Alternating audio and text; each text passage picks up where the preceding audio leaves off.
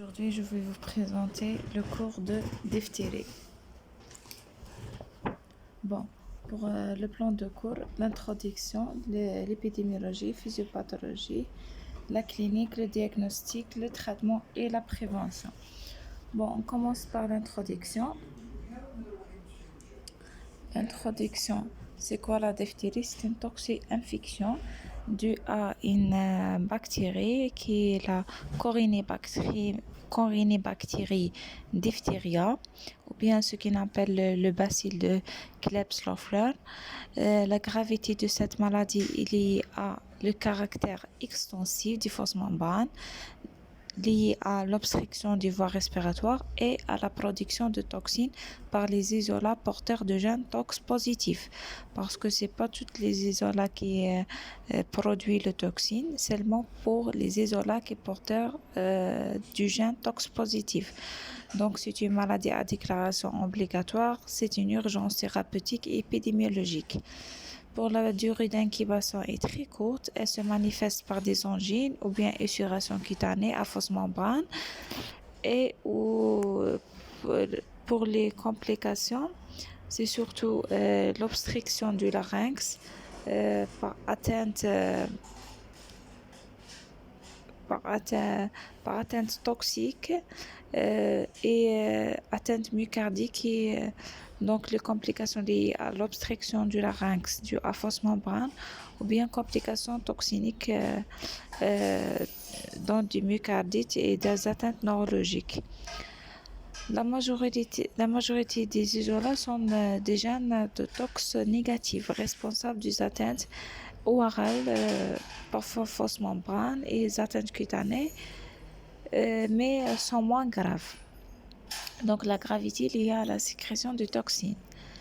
Le diagnostic est basé sur prélèvement de la gorge.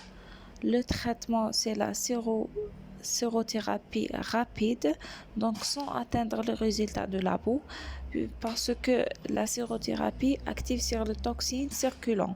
Une fois il se fixe sur le tissu, la sérothérapie ne peut rien faire.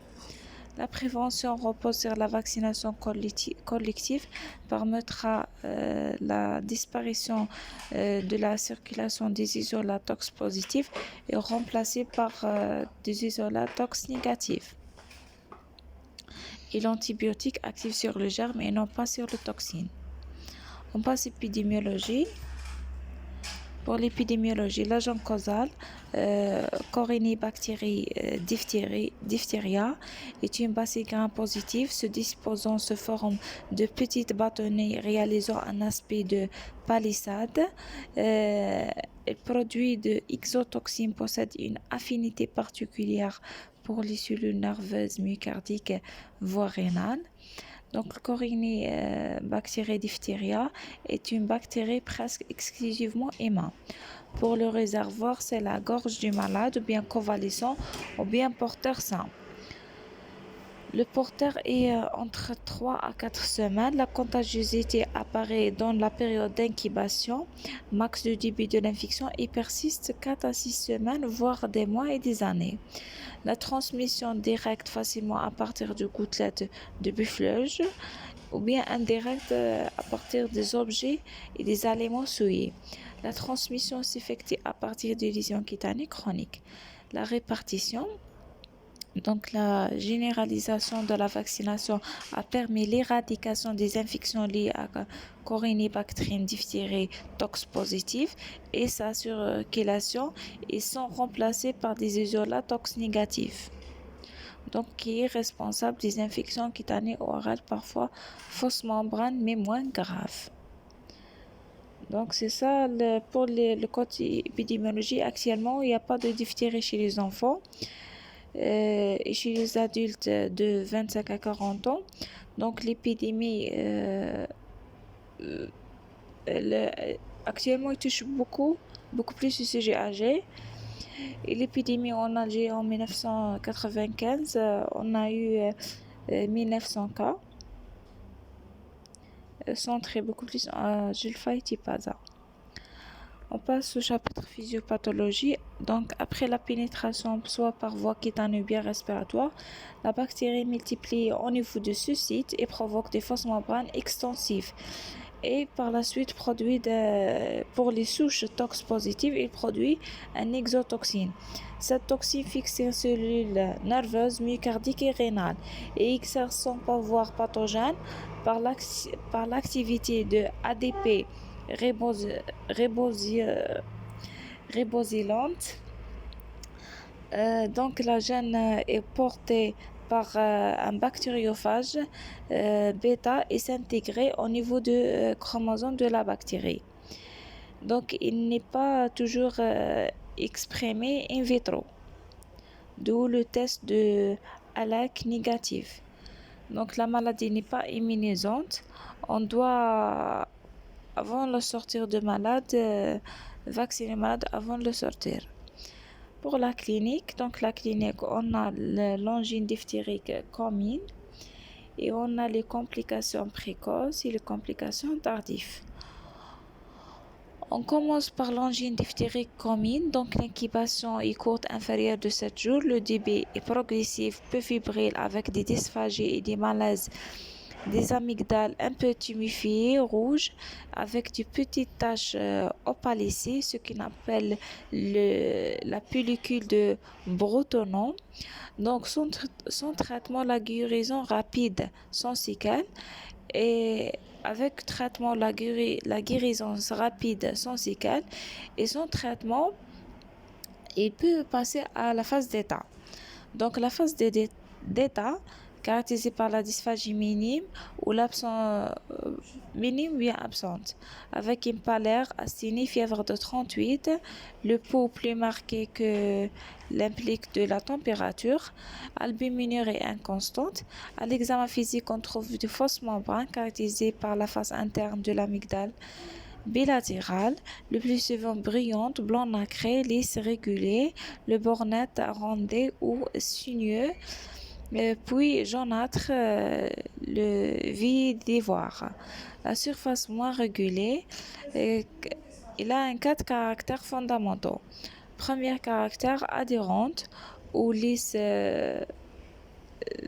ou adhérente au tissu sous-jacent, auxquels on peut les arracher en bloc. Ils sont une muqueuse peu tuméfiée, non ulcérée, non hémorragique. Deuxième caractère, c'est l'extensive. En règle bilatérale, envahissant rapidement l'autre amygdale, la voile du palais, l'oropharynx et l'alouette en doigt de gant. Récidivante, rapidement reproductive en quelques heures après l'arrachement, cohérente, c'est-à-dire non dissociable dans l'eau et par l'écrasement entre l'âme et la malle. Cette angine peut s'accompagner d'une adénoïdite, c'est-à-dire obstruction nasale, coryza, et adénopathie constante, discrète, bilatérale, sous anguilo-maxillaire avec des ganglions fermés, mobiles, sans périadénite. Donc l'évolution sans traitement tardif, la guérison est assez fréquente, la convalescence non, l'extension des fausses membranes au larynx et angine submaline, parfois paralysie, voire des complications. On passe aux complications précoces. On a deux, soit l'angine diphtérique maligne, soit le croup. Pour l'angine diphtérique maligne, soit primitive, soit après une angine commune non traitée.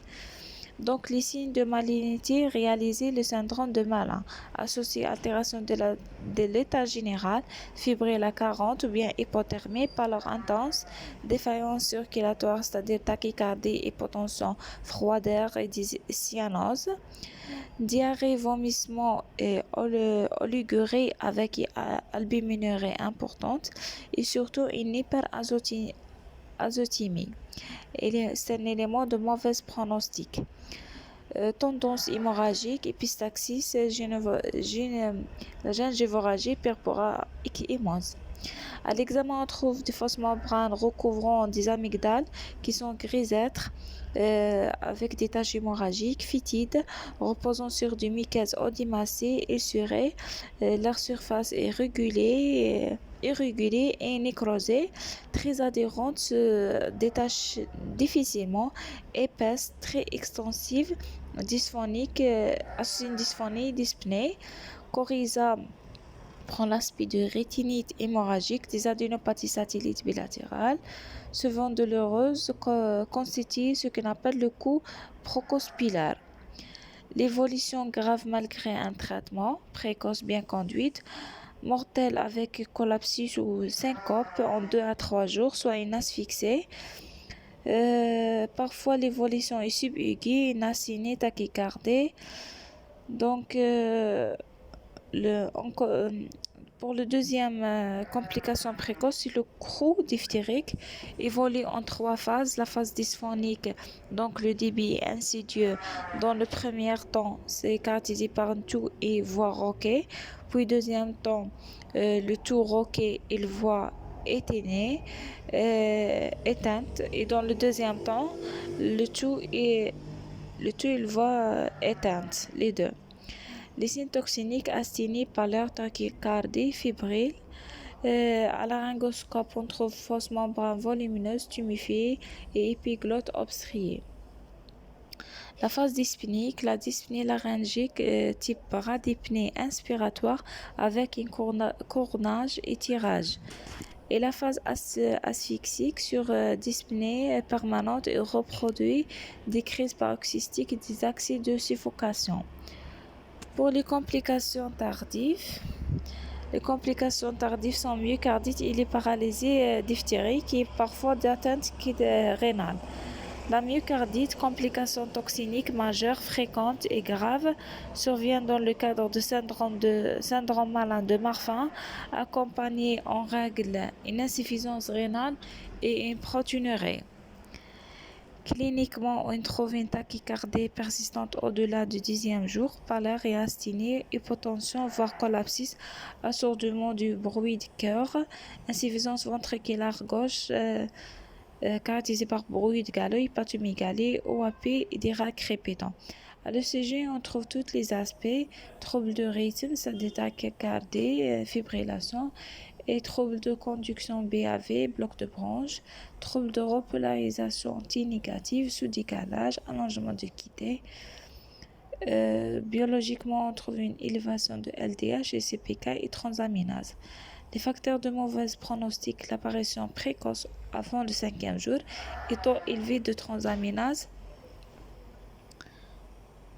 C'est ça. La deuxième complication, c'est la paralysie diphtérique, ou bien ce qu'on appelle le syndrome tardif de Grenat et Mézard. Elle est dominée par les paralysies périphériques qui aggravent le pronostic. Elle peut être tardive jusqu'à le 3e mois. Donc, elle apparaît selon l'ordre chronologique. Premièrement, paralysée vilo-palatine précoce, se voit dans le 15e jour. Annoncée une myocardite, donc caractérisée par troubles de phonation et de déglutition et paralysie de la commandation. Donc, à l'examen, le voile du palais est pendé, immobile, flasque, non contractile, donnant le signe de rideau avec stase salivaire. Deuxième paralysée, la paralysie de l'accommodation, donc accompagnée presque toujours paralysie vilo-palatine, se traduit par une gêne de la vision rapprochée, la pseudo-presbytie, vision bien correcte, avec un réflexe photomoteur réservé. Donc paralysie de l'accommodation, c'est gêne de vision de proche, pas de loin. Donc la vision de loin est bien correcte.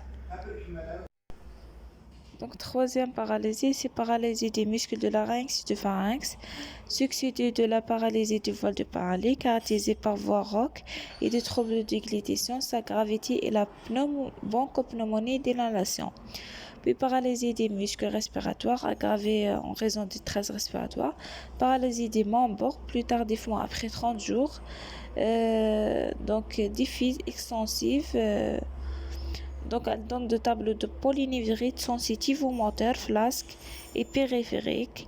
Le SIR, on trouve dissociation albuminocytorachique comparée à celle de Guillain-Barré. Pour l'atteinte rénale, c'est rare, c'est protéinurie, maturée, insuffisance rénale, oligoanurie.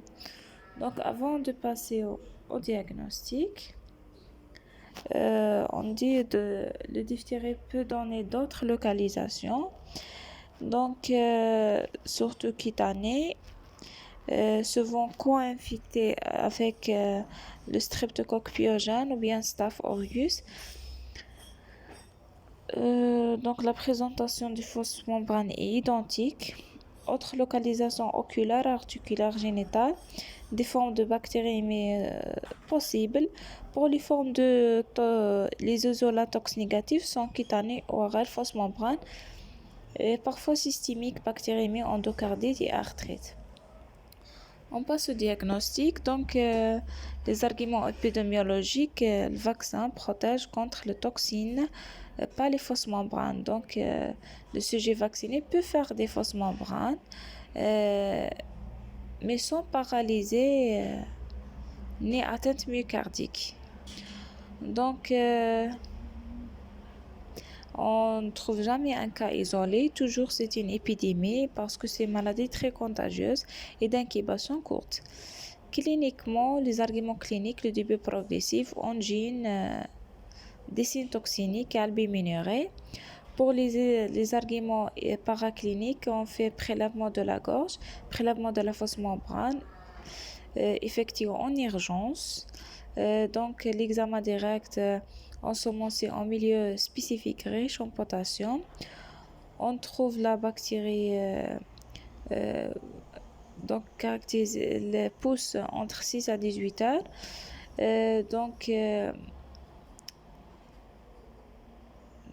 On peut aussi rechercher des toxines par le PCR. Le test de Halleck, l'immunoprécipitation sera effectué secondairement à la recherche de production de exotoxines in vitro. Donc, à l'examen direct, on trouve une bacille en palissade en lettres d'alphabet majuscules. Donc, l'angine à fausse membrane, également, on trouve des souches de toxinogènes. Donc, c'est ça. N'oubliez pas l'antibiogramme. Et les autres examens, le CG, bilan rénal, hémoculture, etc. Le diagnostic différentiel, la manie, le botulisme, angine à strepto. Donc, le traitement, c'est une urgence thérapeutique, surtout avec les isolagrammes positifs. On commence par la sérothérapie. La sérothérapie, c'est l'anatoxinothérapie. Efficace avant le toxine fixe sur le tissu. Donc, c'est un antidiphtérique équine doit être injecté rapidement en IM. Posologie adaptée à la gravité, c'est-à-dire dans les formes graves, on donne 20 000 et dans les formes communes, on donne 20 000 et dans les formes graves, on donne 40 000. Avant de donner, on fait une preuve de tolérance BSRDK. Puisqu'il y a risque de choc anaphylactique, on injecte 0,1 en intradermie, puis 15 minutes, 0,5 ml. Si pas de réaction, on fait la dose restante en IM. L'antibiotique, donc l'amoxicilline, 3 grammes par jour. Pendant 14 jours, si allergie, on utilise macrolide pendant 14 jours. Pour l'azithromycine, c'est 3-5 jours. Donc, l'indication pour les formes communes, la sérothérapie 20 000, plus antibiotiques, plus le vaccin. La forme grave 40 000, plus antibiotiques, plus vaccin. Pour la vaccination, c'est anatoxine diphtérique et c'est systématique relié à la sérothérapie parce que la diphtérie n'est pas une maladie immunisante. N'oubliez pas d'autres mesures telles que l'intubation, la trachéotomie, etc. Pour la prévention, surtout pour le tox positif, ces maladies de déclaration obligatoire nécessitent isolement. Antiprophylaxie pour les sujets contact rapprochés dans les séjours précédents. Basé sur l'amoxicilline ou bien le macrolide. Dépistage, vaccin selon le calendrier. Pour le sujet non vacciné, on utilise la sérothérapie, plus sujet contact non vacciné, on utilise la sérothérapie et la vaccination. Mais la dose de sérothérapie, c'est 5 000, c'est tout. Et merci.